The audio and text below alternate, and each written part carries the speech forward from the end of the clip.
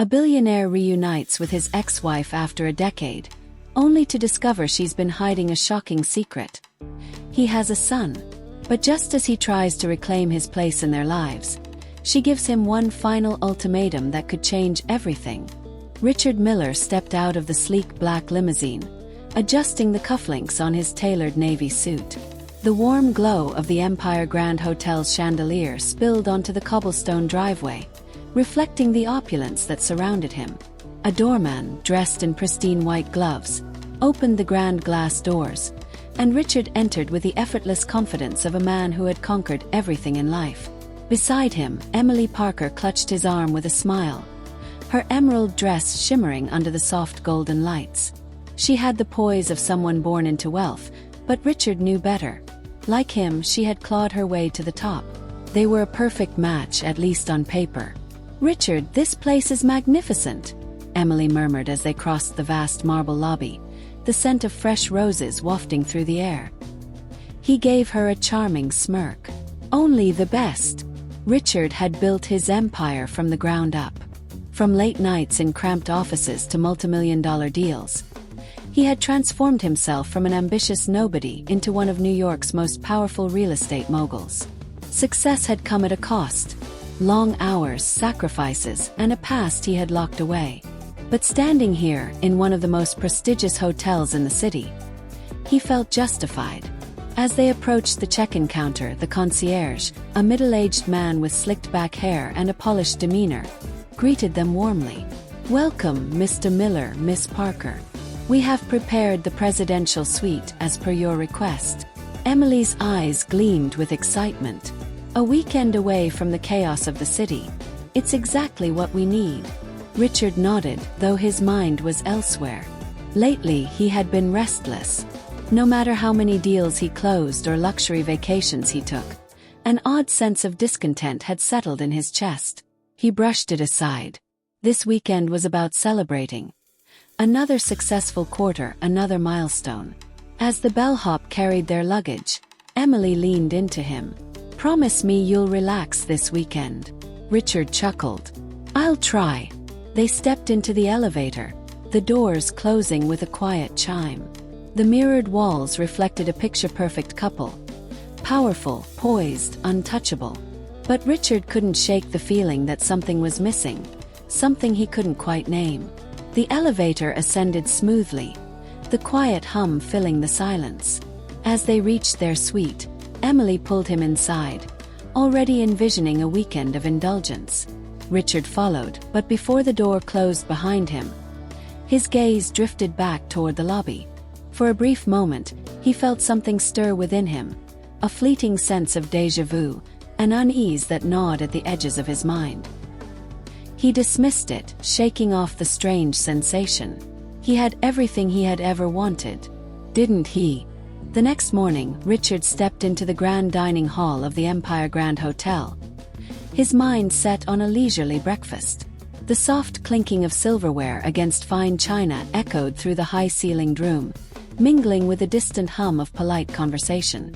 Sunlight filtered through the towering arched windows, casting golden streaks over the perfectly arranged tables. Everything exuded elegance, wealth, his world. Emily, still wrapped in the plush comfort of their suite, had opted to sleep in. Richard welcomed the rare moment of solitude. He grabbed a newspaper from the mahogany stand near the entrance and moved toward a secluded corner table. As he walked, a subtle movement in the periphery of his vision made him pause.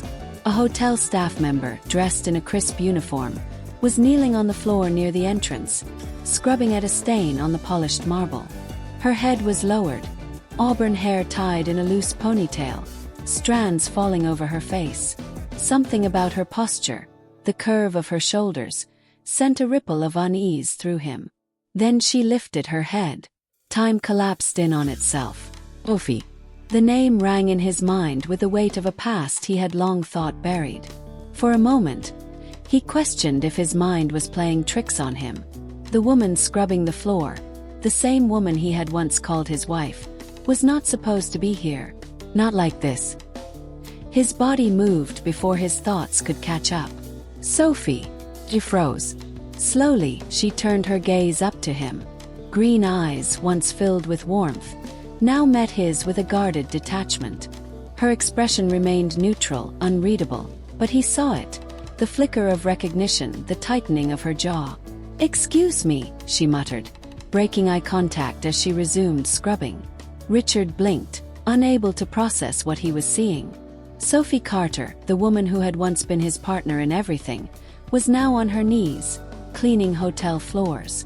A surge of disbelief, confusion, guilt rose within him. What are you doing here?"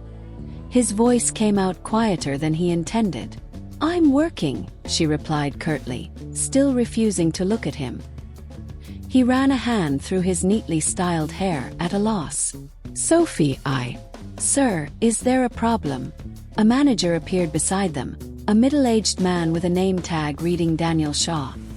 His professional smile barely concealing the warning in his gaze. Richard realized how it must look. Him towering over a staff member in the middle of the dining hall. Sophie seized the moment. She stood, adjusting her uniform. "No problem at all, Mr. Shaw." With that, she turned and walked away, disappearing through a side entrance before Richard could utter another word. He remained standing in place, his heart pounding in a way it hadn't in years. Sophie Carter, here, in this hotel, scrubbing floors. His past had just collided with his present in the most unexpected way. Richard spent the rest of the morning in a haze. He barely touched his breakfast, his mind replaying the encounter with Sophie over and over. How was she here? Why was she working as a janitor? The woman he had once known, strong, determined, full of life, was now scrubbing floors in a hotel where he was a guest. Didn't make sense. Sitting in the presidential suite, he stared out at the Manhattan skyline, Emily still asleep in the other room. His fingers drummed against the armrest of the leather chair. He had to know more. Pulling out his phone, he made a call. Within minutes, one of his assistants, Thomas, answered. "Mr. Miller, I need information on someone," Richard said, his voice sharp. "Her name is Sophie Carter. She works here at the Empire Grand Hotel." Understood. I'll run a search and get back to you." Richard hung up, his chest tightening. He wasn't sure what he expected to find, but something about Sophie's reaction gnawed at him. She had been distant, indifferent, almost as if seeing him again had meant nothing. That stung more than he cared to admit. A knock at the door pulled him from his thoughts. He expected room service, but when he opened it, Emily stood there, freshly dressed in an elegant white blouse and tailored pants, her expression curious. "You disappeared this morning," she said, stepping inside. "Something wrong?" Richard hesitated. He considered telling her, but something held him back. Instead, he forced a smile. "Just had some work emails to handle." Emily gave him a knowing look. "You promised to relax this weekend." "I know," he replied. "I'll make it up to you." She studied him for a moment before sighing. "All right, but no more work calls." She leaned in, placing a kiss on his cheek before heading toward the bathroom. Richard let out a slow breath. The moment she disappeared, his phone vibrated. "Miss," he answered immediately. "What did you find?" Sophie Carter, 36 years old, former graphic designer. After the divorce, she left her firm and has been working multiple jobs over the years. Financial records show significant debt. No record of a new marriage or major assets. Richard's grip tightened on the phone. Debt, multiple jobs. That wasn't the future he had imagined for her. He had assumed she had moved on, found stability, maybe even remarried. Instead, she was struggling. "There's one more thing," Thomas added, hesitating. "She has a son." Richard's breath caught. "A son?" "Yes, Michael Carter, 10 years old." A strange sensation washed over him. Something between disbelief and something deeper, darker. He did the math. Sophie had given birth shortly after their divorce. He swallowed hard. "Who's the father?" There was a pause. Then Thomas answered, "No father listed on the birth certificate." Silence filled the space between them. Richard's mind raced. Sophie had a son she had never told him about. "Keep looking," he ordered before hanging up. As he put the phone down, his hands clenched into fists. Sophie had a secret, and he intended to uncover every part of it. Richard couldn't focus for the rest of the day. The revelation that Sophie had a son who, by all calculations, could be his, unsettled him in a way he hadn't expected. He had spent years believing he had left his past behind, but now it was standing right in front of him, demanding answers. By evening, he found himself back in the lobby of the Empire Grand Hotel. He scanned the room, his heart pounding slightly faster than he cared to admit. He wasn't sure what he would say if he saw Sophie again, but he knew he wouldn't leave without talking to her. Then he spotted her. She was walking toward the staff entrance, her hair now pulled back in a tighter ponytail. She looked exhausted, her shoulders slightly hunched, as if carrying an invisible weight. Richard moved without thinking, closing the distance between them. "Sophie." She stopped but didn't turn around. For a moment, he thought she might ignore him completely, but then she sighed and faced him. Her eyes were unreadable, but her lips pressed into a firm line. "You need to stop this, Richard," she said, her voice low. "You can't just show up and—" "You have a son," he interrupted, his voice sharper than he intended. Sophie froze, her expression shifting for the first time. He saw it then, the flicker of panic, the momentary widening of her eyes before she composed herself. "That's none of your business," she said quietly, but he heard the tremor beneath her words. His jaw tightened. "Is he mine?" Sophie hesitated. It was brief, barely noticeable, but it was enough. Richard felt the weight of confirmation settle over him like a punch to the gut. "I deserve to know," he said, his voice softer now, controlled. She let out a slow breath, crossing her arms as if shielding herself. "What difference does it make, Richard? You were gone. You built your empire, lived your life. I never asked you for anything." "That doesn't mean I wouldn't have been there," he argued. Sophie let out a bitter laugh. "Would you?" The question hung between them, raw and unspoken. Richard wanted to say yes, that he would have stepped up, but deep down he knew the truth. Back then, he had been consumed by ambition, by the need to prove himself. He had barely made time for Sophie, let alone a child. Still, knowing he had a son changed everything. "What's his name?" he asked. She hesitated again before finally answering. "Michael." "Michael." Richard repeated the name in his mind, trying to grasp the reality of it. A 10-year-old boy out there, his son, growing up without him. "Does he know about me?" Sophie shook her head. "No." Richard swallowed hard. "I want to meet him." Sophie's expression hardened. "No, Richard. You don't get to waltz back in and decide to play father now. He's my son," he insisted. "You kept him from me. I protected him from disappointment." The words cut deep, sharper than he expected. Richard took a step back, his hands curling into fists. Sophie's gaze didn't waver. "You may be rich, Richard, but money doesn't buy time. You missed 10 years, she said. "And I'm not letting you disrupt his life just because you suddenly feel guilty." Richard exhaled, trying to keep his emotions in check. He had spent years making the right moves, controlling every aspect of his life. But this was something he hadn't planned for. Yet, one thing was clear. He wasn't walking away from this. Not now. Not ever. Richard barely slept that night. His mind churned with the weight of everything he had just learned.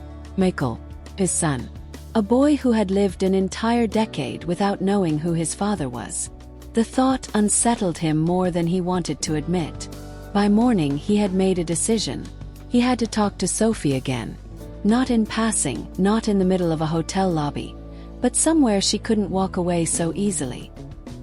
He waited outside the staff entrance of the Empire Grand Hotel. The morning rush had begun, employees in uniform hurrying in and out, but he only had eyes for one person. When Sophie finally emerged, She froze the moment she saw him. "You have to stop doing this," she said, adjusting the strap of her bag over her shoulder. "No," Richard countered. "Not until we talk." Sophie sighed heavily. "I don't have time for this." "Then make time." Something in his voice must have struck a nerve, because she hesitated. He stepped forward, lowering his voice. "Please, Sophie." Her lips pressed together, then, after a long pause, she gestured toward a small cafe across the street. "Fine. 10 minutes." They walked in silence, the air thick with unspoken words. Once inside, they sat in a quiet corner. Sophie folded her arms and stared at him. "Say what you need to say." Richard exhaled. "Why didn't you tell me?" She shook her head, a humorless laugh escaping her lips. "You really don't get it, do you? Then make me understand." Sophie's eyes darkened. "You were too busy chasing your success, Richard. You barely had time for me back then. What was I supposed to do? Beg you to care?" "That's not fair," he said, his voice tight. "You made that decision for me. You decided I wouldn't have been there." Her fingers tightened around the coffee cup in front of her. "And would you?" The question hit him harder than he expected. He wanted to say yes, that he would have stepped up. But deep down, he wasn't sure if that was true. The Richard Miller from 10 years ago had been selfish, driven, completely focused on his career. He had barely been a husband. How could he have been a father? Sophie watched his silence and let out a small sigh. "That's why I never told you." Richard ran a hand through his hair, frustration simmering beneath his skin. "I want to meet him." "No." His jaw clenched. "You don't get to make that decision alone." "I do," she countered. "I raised him. I protected him. And I won't let you disrupt his life just because you suddenly feel guilty." "It's not about guilt," he said, leaning forward. "It's about what's right. He deserves to know the truth." Sophie looked away, her expression unreadable. For the first time since their conversation started, she seemed uncertain. Richard took a breath. "I won't force this, Sophie. But I'm not walking away." Her eyes met his, filled with a wariness that had been forged through years of struggle. Finally, she whispered, "I need time." Richard nodded, knowing this was the only opening he was going to get. Now, the words lingered in Richard's mind long after Sophie left the cafe. "I need time."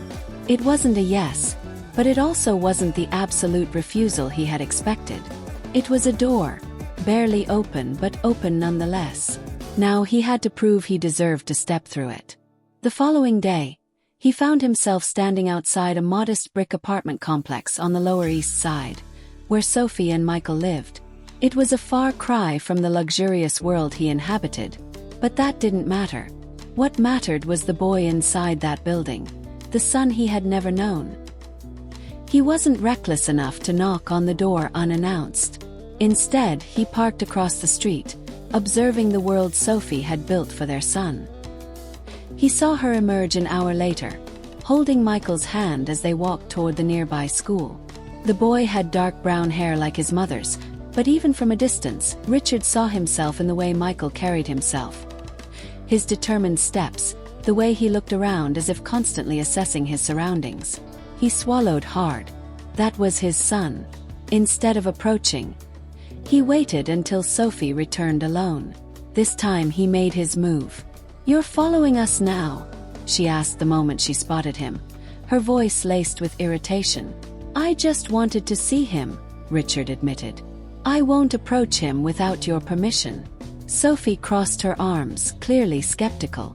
"And what exactly do you expect to happen, Richard? That you'll just waltz into his life and everything will be fine?" "No," he said.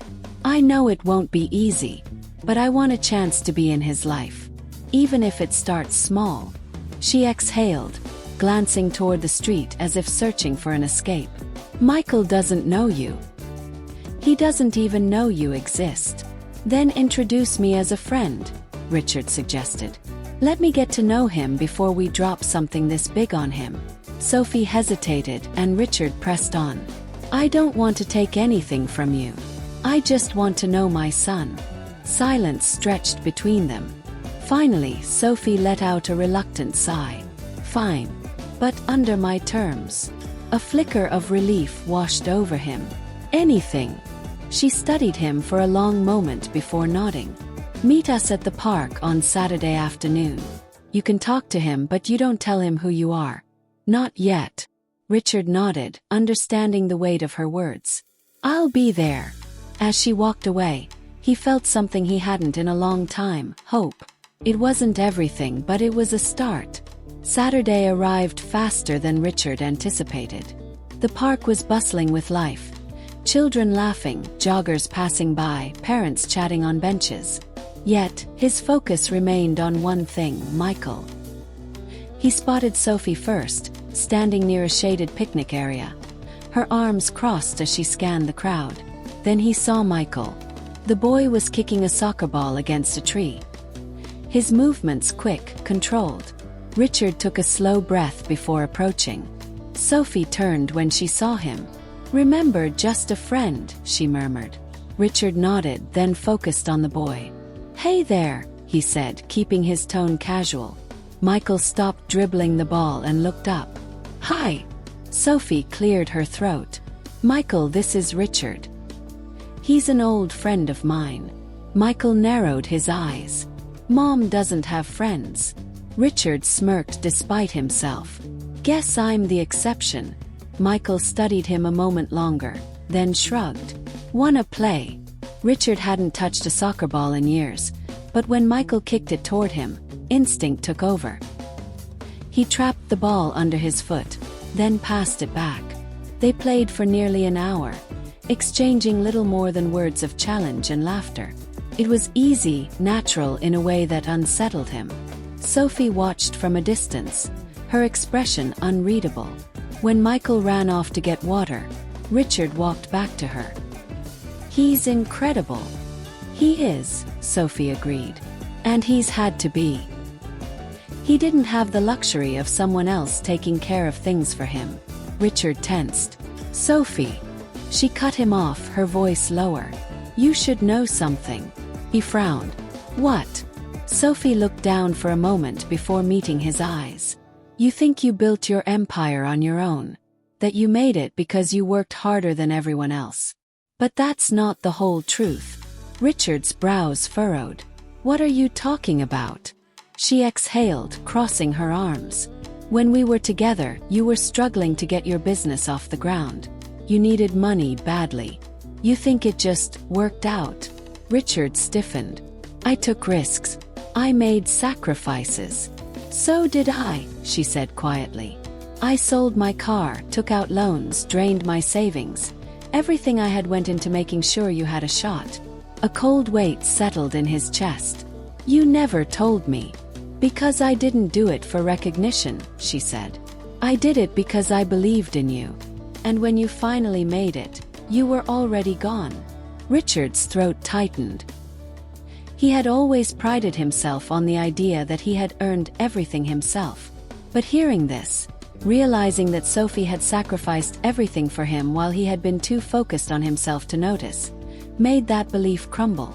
"I had no idea," he admitted. She smiled, but it was laced with sadness. "I know." Michael returned then, oblivious to the storm raging inside Richard. "Can we do this again next week?" he asked Sophie. Sophie hesitated, then glanced at Richard. After a long pause, she finally nodded. "We'll see." Richard met her gaze. He had lost so much time, but maybe, just maybe, it wasn't too late to make things right. The drive back to his penthouse was silent, but Richard's mind was anything but. Sophie's words echoed in his head, unraveling the carefully constructed narrative he had told himself for years. He had built his empire from nothing, that was what he believed. But in reality, Sophie had been the foundation he never acknowledged. When he arrived home, Emily was waiting, dressed in an elegant silk robe, a glass of wine in hand.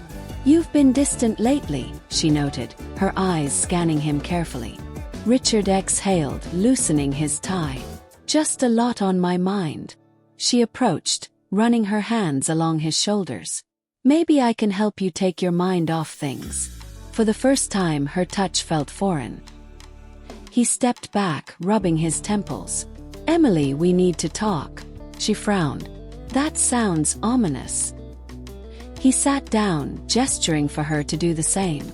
I saw Sophie. Her expression hardened instantly. Richard. She has a son, he continued, his voice controlled. My son. Emily's grip on her wine glass tightened.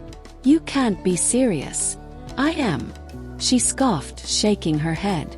This is exactly why I told you to leave the past in the past. That woman has nothing to do with you anymore. She has everything to do with me, he corrected. And so does Michael. Emily set her glass down with more force than necessary. And what? You're just going to play daddy now? Richard's jaw clenched.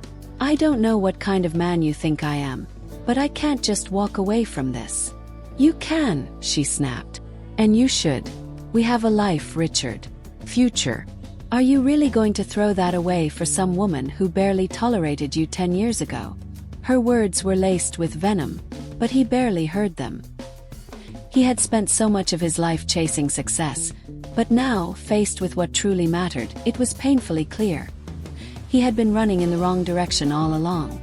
Richard stood, adjusting his cufflinks. I need to do what's right. Emily stared at him in disbelief. You're really choosing them over me. He met her gaze without hesitation. I'm choosing my son. A beat of silence passed before she laughed, cold and sharp. You're making a mistake. Maybe, he admitted. But I'd rather make mistakes trying to fix what I broke than keep pretending this life is enough. Emily watched him, her expression unreadable. Then, with a slow nod, she picked up her wine glass and walked out of the room. Richard let out a breath, running a hand through his hair. He had made his choice. Now he just had to prove to Sophie and to Michael that he meant it. Richard wasted no time. The moment he left his penthouse, he knew there was no turning back. He had spent years chasing success, but for the first time, he felt like he was making a decision that truly mattered. He arrived at Sophie's apartment building just as she was locking up. She froze when she saw him, her eyes narrowing in suspicion. Richard, what are you doing here? He took a deep breath. I need to talk to you. She sighed, glancing at her watch. I have to get to work. I won't take long, he promised. Just hear me out. Reluctantly, she leaned against the door, crossing her arms. Fine. Talk. Richard met her gaze. I left Emily. Sophie's eyebrows shot up, but she quickly masked her surprise. And why exactly are you telling me this? Because I'm done pretending that my past doesn't matter, he admitted. You and Michael, you're my family. Whether you like it or not, I'm not walking away from this. She studied him carefully, as if trying to gauge his sincerity. Richard, it's not that simple. I know it's not, he said. But I'm willing to do whatever it takes. Sophie let out a long breath, looking away. You say that now. But what happens when things get hard? When Michael starts asking questions? When he realizes you weren't there for the first 10 years of his life? Richard swallowed hard. I'll be honest with him. I won't make excuses. But I want the chance to be his father. Sophie's jaw tightened. And what happens when he gets attached to you? And then you decide this life doesn't fit into your world anymore. He took a step closer, his voice steady. That won't happen. She searched his face for any sign of doubt. And for the first time, Richard saw something in her eyes, fear. Not anger, not resentment, but the fear of letting him in just to be hurt again. Sophie, he said softly. I know I failed you before. Can't change that. But I can do better now. She exhaled, rubbing her temple. This isn't just about me, Richard. It's about Michael. I know, he said. That's why I'm asking you to let me try. Let me earn his trust. Let me prove that I'm not going anywhere. Silence stretched between them, thick with tension. Finally, Sophie let out a slow breath.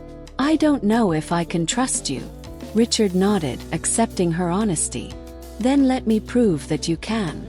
She hesitated, then finally whispered, "Okay." It wasn't a declaration of forgiveness. It wasn't a promise of a second chance. But it was something.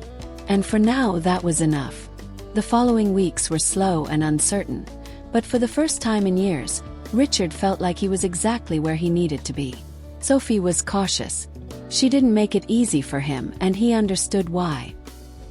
He had to prove himself, not just to her, but to Michael. So he took things one step at a time. He showed up when he said he would. He kept his promises. He learned the little things.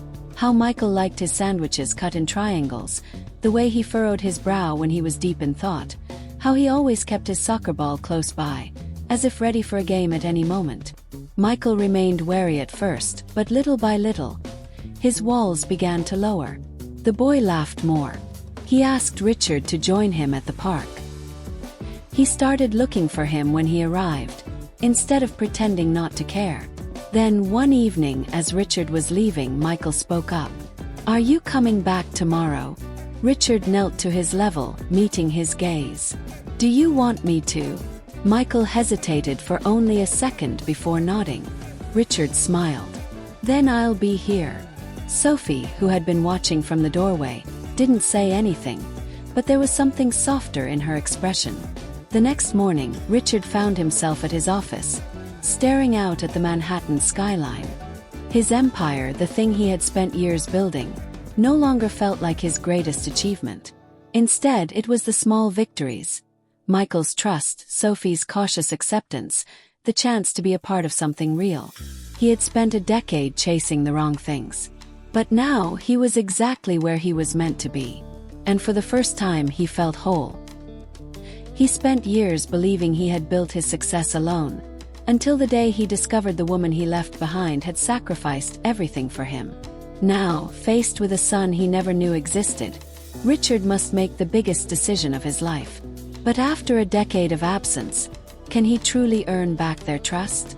Or is it too late to fix the past? Click on the video on your screen to continue this journey of self-discovery and redemption. If you want more stories that challenge your perspective on love, sacrifice, and second chances, don't forget to subscribe. See you in the next story.